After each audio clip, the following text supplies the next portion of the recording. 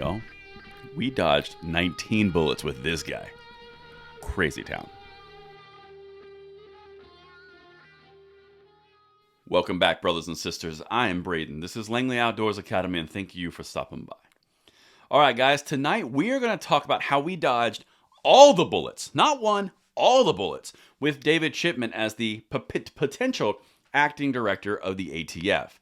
This guy, remember, he was lauded as a measured approach. He understood the ATF. He understood the gun industry. He was a gun owner himself. He's the perfect fit. I can't find anyone else more qualified. Remember that? All that stuff? And you were crazy if you said he was an extremist. Okay, well, the left has this thing where if you fail in what they put you into, they're going to find some other place for you. In this case, he seems to be the guy who's the go-to guy for the media, for any kind of talking point around the ATF, guns, regulation, gun control, all those things. He's like their go-to guy, okay?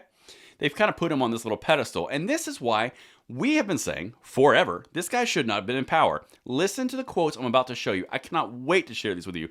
Your head is going to go, and especially on the last one. Let me know what you guys think in the comments below. Everything is going to be linked for your review, so you can read this entire thing if you really want to have a rage fest. But right now, I'm going to do a quick read from our sponsor, and then we're going to hit it and hit it hard on the other side. Now, the USCCA is about something bigger than the right to bear arms. It's a resource to help you be ready for the before, during, and after a self-defense incident.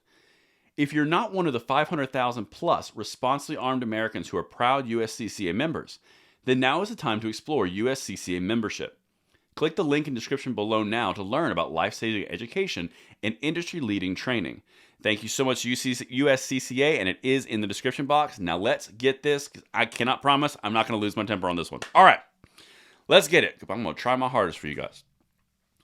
There's only one reason to own a ghost gun, by Seth Stevenson, April 18th, from Today. Now, this is in Slate. Slate is so far left, if you stand in the middle, you have to have binoculars to see them. They are way over there, okay? But listen to what the reporter is saying. It's basically reporter and then Chipman responding. Listen to this. The Biden administration just announced a new policy aimed at cracking down on ghost guns. What was your reaction to the announcement? Chipman, potential director of ATF. It was twofold. It was like, well, that's good, but it wasn't enough. What needs to happen is that the Congress needs to ban these guns. They need to pass a law that requires that individuals who want to make guns have to buy that serialized and marked part from a gun store.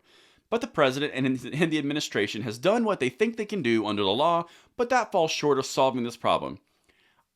There's so much here.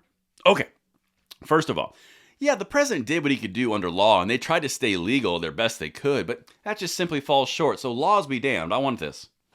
Whoa. The second thing here, Congress needs to ban these.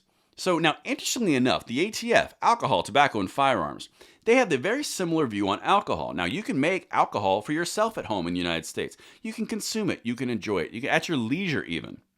Similarly, you can do the same thing with making your own firearms. Now, the big problem becomes when you sell it, because then you're taking the government out of a cut of their money. The whole point of the origins of the ATF was fundraising, okay?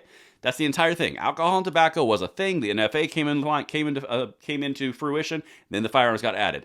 It's a thing. But this guy's saying openly ban things that you can do as a Second Amendment right. Oh, I'm just now getting amped. Let's keep going. I'm talking to you from Brooklyn. There was a very recent subway shooting here that was extremely scary for all of us who use public transit here. That crime didn't involve a ghost gun, so is the Biden administration just targeting low-hanging fruit here? Doing something easy when the real problem is actually much larger in scope? That's actually a very good question. Props to Seth. But listen to what Chippy Chip said.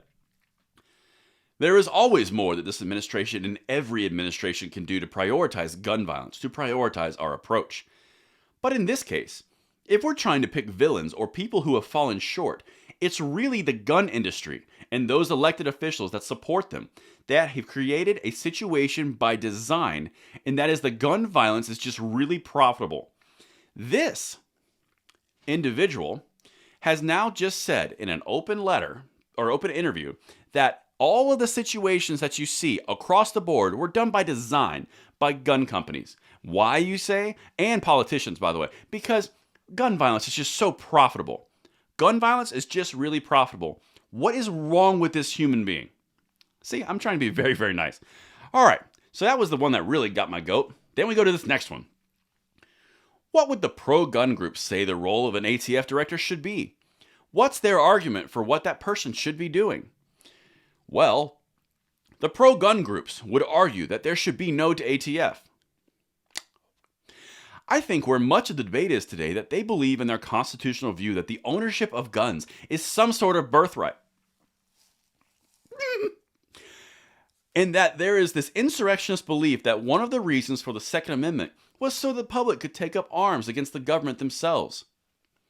Please see 1776, the Revolution, the American one, where we took our own freedoms and were born out of the fact that we had firearms. In fact, the entire thing was kicked off by taxation without representation, and they tried to take our firearms. It's not a good look. And then, in the Constitution, it was actually imbued in the Bill of Rights under the Second Amendment to fight tyrannical governments, both foreign and domestic, or anybody who would really step up out of line. Let's be honest. To call anyone who believes in the founding of this country that was done to preserve our rights in the Second Amendment an insurrectionist?